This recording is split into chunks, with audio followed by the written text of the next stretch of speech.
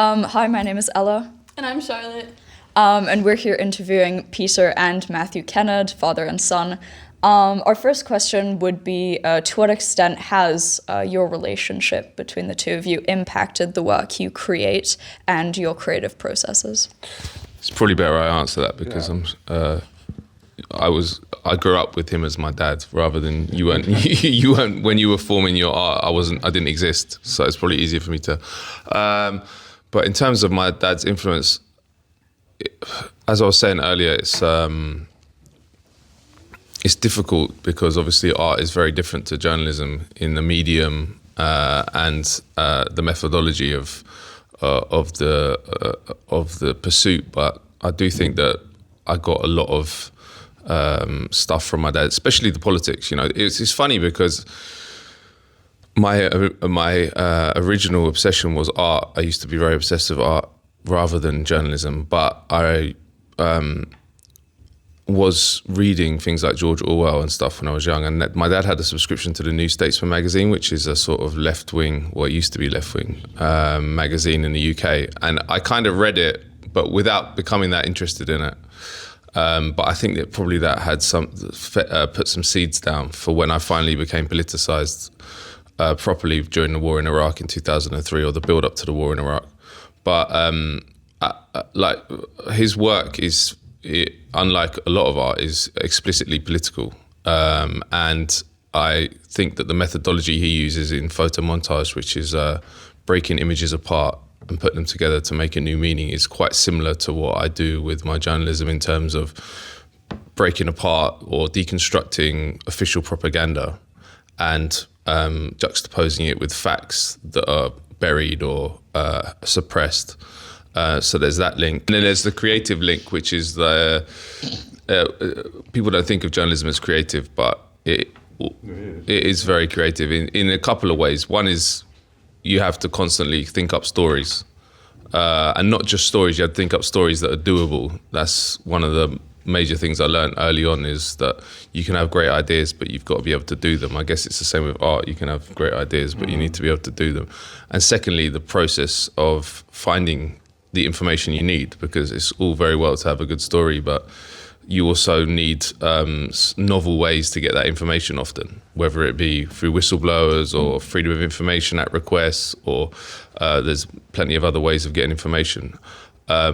So yeah, I think it's very linked. I think that I think my dad's, more than any artist I know of, is a journalist of some sort. You know, it's not journalism in what we think is, in that he's not writing reports for newspapers, but he's doing the same thing that journalists do in terms of receiving information in pictorial form rather than text, and trying to sift through it and make it make sense to a reader, whether that would be a viewer in the case of the art. But it's very linked, and in fact, I think that that's what art should be.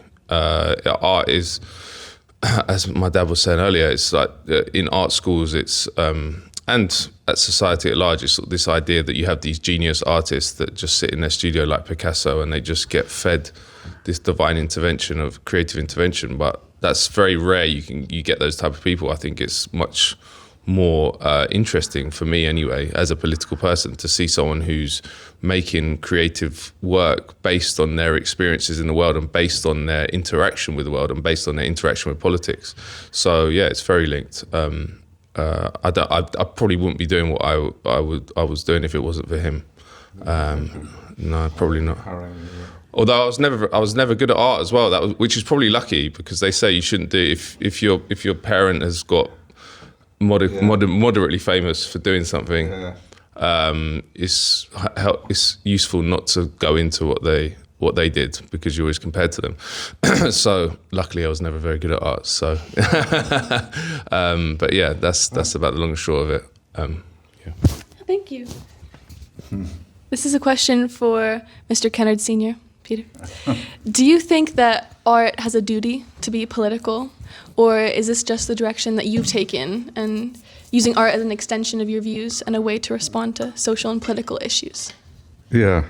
No, I don't think art should do it. I don't think artists should do it or shouldn't do it. It's if they've feel passionately about what's going on, it's great that the artist can find a way to do it. But there's no rules in art, because once you start that, you get into, what happened under the Nazis or what happened under Stalin. They dictate what sort of art should be done, which is absolutely horrendous. But it's happening in the States a lot that different sorts of art are being, like Matt was talking about, being silenced. I mean, you don't hear about them, but they're taking shows down that might offend Mr. Trump at the moment.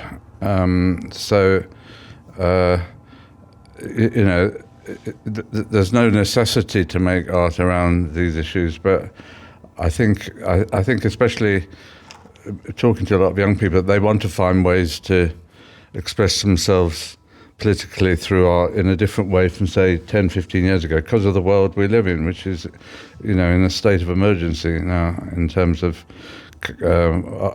culture and, international relations, the whole thing. So it's always up to the person how they develop art. But as I said before, I think art is more and more important because it's not corporate. It's people's expression of living in this world that we're in. So, I think that's why more and more people are taking up forms of art and pottery and all these different things, because we're so bombarded with all this crap from the corporations that it's a way of expressing one's humanity. Thank you. So, Matt. Yeah. So your work often exposes the hidden mechanisms of power, from corporate control to government secrecy.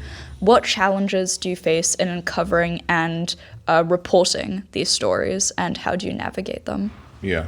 The first obstacle to revealing mechanisms of control and power that the government or corporations don't want revealed is that there's a high level of secrecy.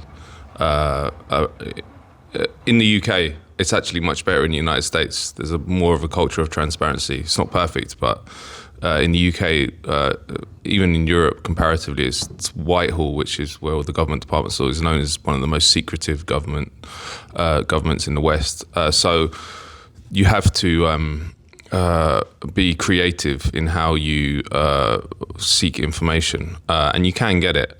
So that's one thing. The other obstacle is obviously state repression as well, which is getting worse in the UK and in the West in general. Just recently, there was an American-Palestinian journalist called Ali Abunimah who was arrested here in Switzerland. He was actually hauled off the street by plainclothes police officers. He wasn't even detained at the airport, which is scary, and it's ramping up massively.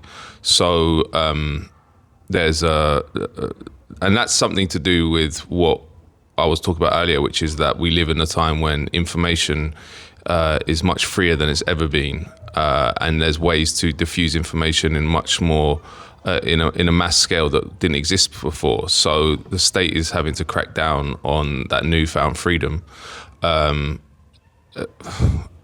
There's not really much you can do about it. You can either live paranoid and worried about that kind of stuff the whole time, or you can just, but it's very, very debilitating if you do that. And also, you're talking about agencies that operate in secret, so intelligence agencies and stuff. So if you, there's no way you're ever going to know what's going on behind the scenes anyway. And also, the other thing is that if you're a target of them, you can't protect yourself. They're too powerful in terms of their technological. Edward Snowden has done a lot of interviews about this kind of stuff where he says you can protect yourself as a normal person in terms of using encryption. But if you're targeted specifically, if they own your phone, or Pegasus has been downloaded on your phone, you've got no chance. There's nothing you can do. Even a technological whiz would not be able to withstand. So you just got to carry on. And we do have freedoms that not a lot of people have here in Switzerland, but in the UK too. Like in China, I'd be in prison for sure. In Russia, same thing. I think that in that context, plus the context that we are doing awful things around the world, if you're not using that freedom that other people don't have to expose power, then you're not doing your job right. Because the risks we're at, or we take, are minimal. I have friends that have been raided by police recently and detained at the airport and stuff, but I mean, that's minimal compared to what's happening in, say, Gaza, for example, where over 100 journalists have been killed, and not just killed, targeted and assassinated by Israel for revealing the crimes of. So when you look at the bravery where they're still going out to report in that context, what we're doing is small fry. So there's obstacles, but they're not at the moment acute enough to stop people working. And in fact, my friend Asa Winstanley had his house raided about 3 or 4 months ago. And what was scary about that one was that they didn't even charge him. I didn't know that you could do this in the UK. He had his house raided, all his electronic devices taken, and he wasn't even charged with a crime. Yeah, which is, if you're an American, which is especially shocking, because it's like one of the centerpieces of the Constitution that you can't mess with people's papers or whatever it is. But for me, the scariest thing about freedom and the receding freedom in the West is the media itself, because we had, as I mentioned, 4 or 5 journalists, maybe more, raided or detained at airports from August to December last year, and not one word has ever been written in a UK newspaper about any of them. Not one. In The Guardian, in the Daily Telegraph, in the Times, in all the newspapers. And for me, that's more scary than the arrests and raids themselves, because we don't live in the Soviet Union. There's no government that's going to put you in prison for just writing up a news report that a journalist got raided by the police. So why are people completely dropping the ball? And I think that just goes to show that the public realm in Europe and the UK lies undefended. The NGOs didn't defend them either. The media didn't defend them, didn't even cover it. And I think that again goes to another deeper issue, which is that the public, the civil society in the media has been captured by the system in a way that it wasn't maybe even 20 years ago. They've got their claws into it, and it's being done actually interestingly through a lot of institutions that Trump is now defunding. So for example, if you look at the immediate civil society in the UK, I've done some work on this, loads of press freedom groups and freedom of speech groups, ones you would expect to speak out about Asa's case, they're funded by the National Endowment for Democracy, which was set up by Reagan in 1983 as kind of an overt CIA. And obviously they're not saying you can't say this. It's not like that's not how it works. But the fact that funding is so embedded in civil society has had an impact over the years, and has meant that it's completely blunted the power of independent civil society. It doesn't really exist. And I think that the fact that no one's covered these raids of journalists is evidence of that. I'll finish with this. Another amazing example of it was the Julian Assange case, where this guy was in prison in Britain for 5 years, in maximum security prison, for revealing secret US government documents, and not one newspaper ever ran a campaign to free him. Not one. Even The Guardian, who had published a lot of his early leaks. And in fact, The Guardian became the main vehicle through which the information war was fought against him by the US and UK government. And then he came. He was released last summer, and he came recently to Strasbourg to the Council of Europe Parliament, which was because they were doing a vote on whether he had been held as a political prisoner. And the Parliament, which is the highest human rights body in Europe, Civil Council of Europe, they voted that he was a political prisoner in the UK when he was held. Yeah. Now, in a democratic society with a free press, you might think that would be on the front page of every UK newspaper. The highest human rights body in Europe votes that Julian Assange was held as a political prisoner, as a journalist in the UK. Not one word has ever been written about that vote in a UK newspaper, including The Guardian, ever. So it just shows that we're undefended. Our rights are undefended, and the fact is, if they go for the easy targets first, like Julian Assange, but if they know they can get away with it, they move on to people like the pro-Palestinian journalists that have been arrested, and then the rest of us. That's how freedom gets eroded, just bit by bit, and they start with the unpopular ones that they know no one's going to support, but they don't then pack up shop. They go further and further and further. So it's quite a scary situation, but up till now, we still have freedom to publish stuff. So the obstacles exist, but then, you have to. It's your obligation. And also, as my dad said, we are in a state of emergency now. It feels a bit like the 1930s to me. And if you read about what happened in the 1930s, the left, it wasn't inevitable, Hitler's rise to power. There were many mistakes made by the left. And liberals as well. So if we're living in that kind of period, with people like Donald Trump in the White House, like if you're not acting now politically, even if there is and it's minimal here in the UK, without risk, you're really shirking your historical responsibility, because what happens now is going to really define the next generations, I think. Yeah, sorry. You mentioned censorship and speaking out about issues. With the rise of far-right policies and leaders, also as you mentioned, censorship and intolerance, what can students or civilians who feel powerless or feel like they have no influence do to make a difference and have their voices heard? What does it take to stand up and challenge these power structures? And be answered by either of you. Yeah, either of you can answer. Well, it's good to say. I mean, one of the things that's happening is local groups are coming together much more. I've noticed, so it's that thing of think globally, act locally, which we used to go on about. It's through necessity as well. Is that people are more fragmented and isolated, maybe because of it. Even though we've got the internet, people don't actually get together. So I think young people now are consciously organising more together and finding ways to respond. There isn't one way or another way, but it's something that even the fact that so many social centres for young people have been shut down, like youth clubs and all that.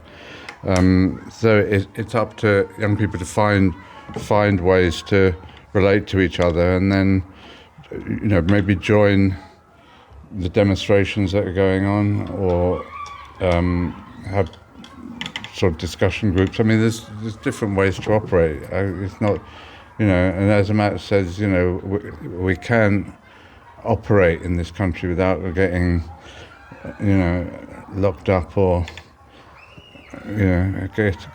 get murdered. I mean, in some countries, like artists have been murdered for doing stuff, especially in the street. So it is the privilege we've got here, and using that privilege to actually make a statement in some way, because it is a privileged position we're in, like Matt was saying, we can compare with a lot of countries. So, yeah. I mean, the other thing I would say to young people is censorship.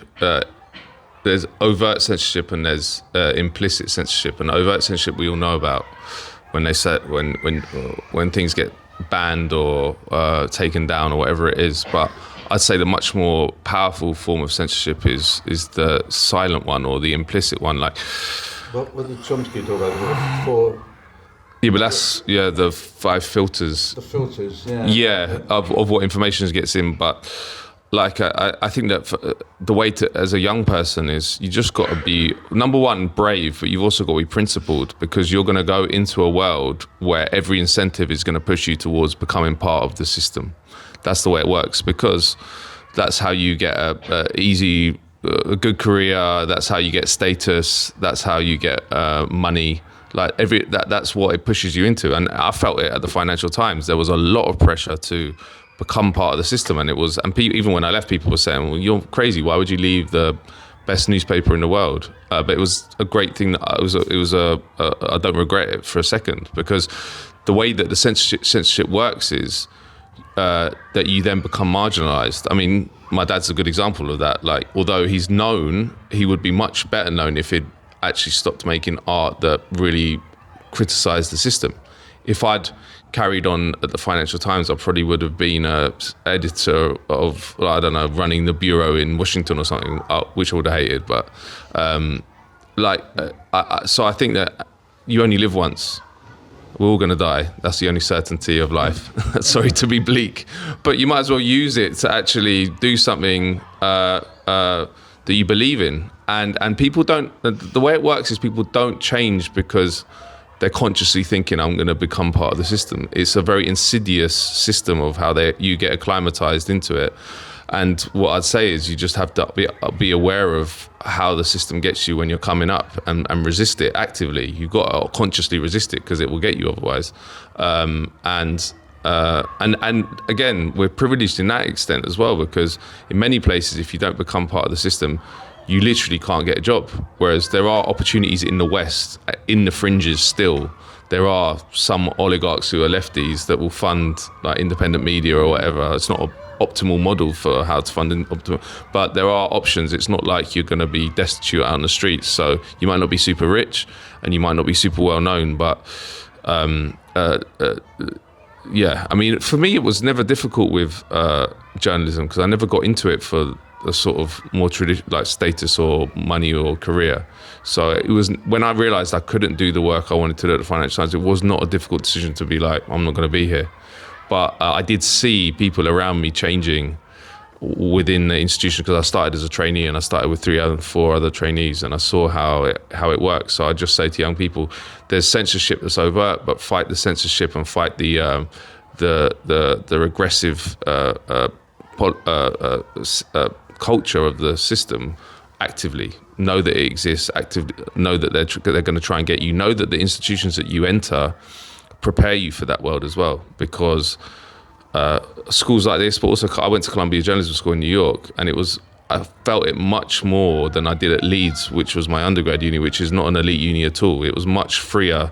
You could have a much more wide-ranging debate than you could have at Columbia. And I could see that actually the reason for that is that Columbia is a preparatory institution for the next generation of corporate journalists. So of course they're going to need them to be educated in the right ideas to get into the corporate media. It's there's a lot to resist, but there's a lot of exciting stuff happening now in alternative media everywhere, especially in England. And England's one of the most boring, rainy, rubbish places in the world, and I never was interested in it at all previously, but funnily enough, in terms of independent media, it's one of the most interesting places. I don't know the situation in Switzerland, but I'm sure it's the same here, because young people have the tools now to just create their own stuff. So I think it is, if we can build that ecosystem, it's vital to changing the world. Thank you. So, Peter, your collaboration with other artists and activists is a key part of your career, what you do. What have been the most challenging and rewarding aspects of working collectively on political-driven art? On political? Driven art, on on the art that you do. Oh, right. Collaboratively with people. Well, I suppose nearly everything I do is collaborative in the sense it goes out to organisations, and it was in a lot of publications, sort of, because there were a lot of left field publications that are now online, a lot of them, or have gone, and trade union places. So I don't have a most rewarding and least rewarding. It's very much about what happens when I'm making the work and it goes out, and if it goes out and gets seen, gets used, then that's a good thing. If it doesn't, then I just go on and make something else. I mean, you can't legislate with art what's going to work or what's not going to work. One can do one. Like, I've done a lot of stuff about Gaza, but probably the only one that'll last was the one with the flag, which was done a couple of years ago, really. But that was just happened together one afternoon. So you can't legislate for that. It's something that happens through working with materials. You know.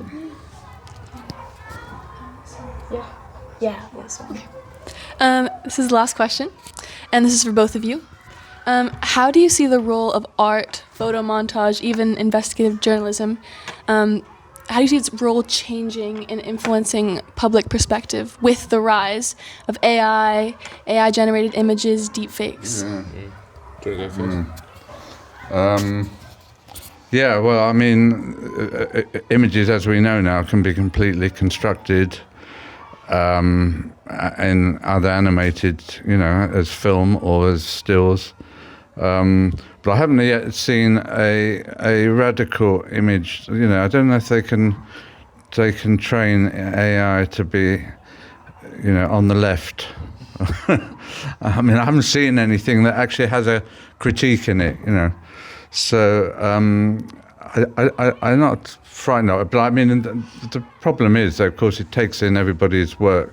There's a whole campaigns now by artists and, of course, writers as well, because they're getting AI to write novels now. And I haven't read any, so I don't know what they're like. I mean, it is scary, I think, and also the copyright of, people's work goes out the window at the moment. There's no legislation for it. So artists are fighting for that, but they haven't got anywhere yet, I don't think.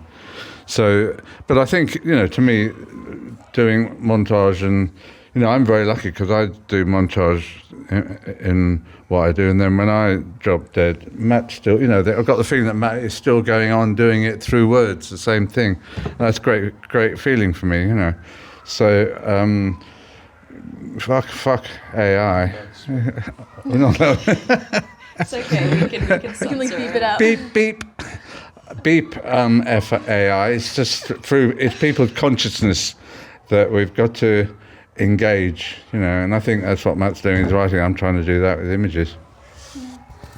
Well, I think with any new technology, there's always opportunities and restrictions. We can use progressive forces can use AI as well for propaganda or for whatever they want, but also it can be used by other actors to do negative things. It's like the internet itself.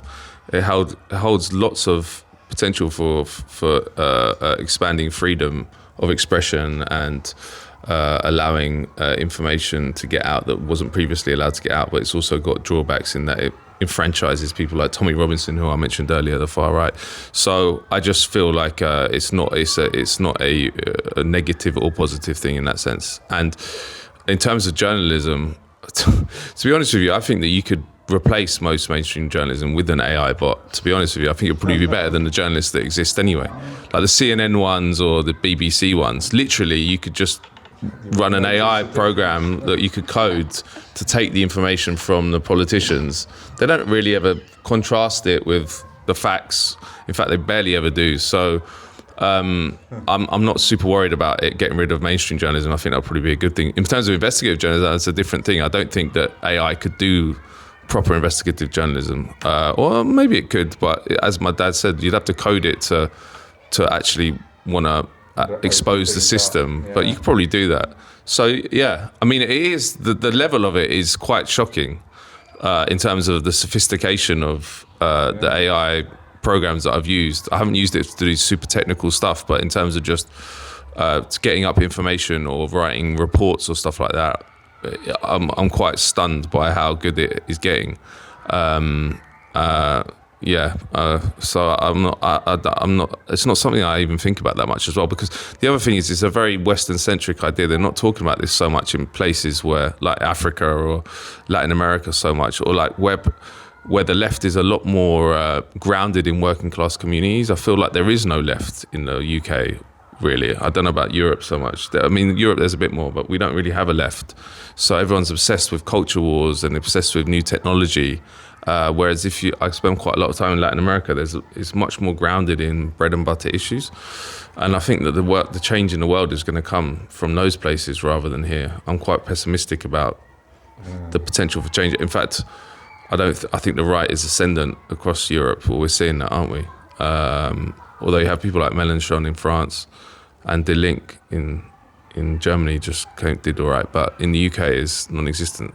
So I think that it's kind of irrelevant to the bigger question of what we need to do to change society and how we fight fascism, which is, I think, probably the proximate problem for anyone who's not a fascist now in Europe. So yeah. All right. Thank you very much. Thank you so much. Thank you. It was a pleasure. It was a great Yeah, to it meet was you. a pleasure. Thank you. Great questions.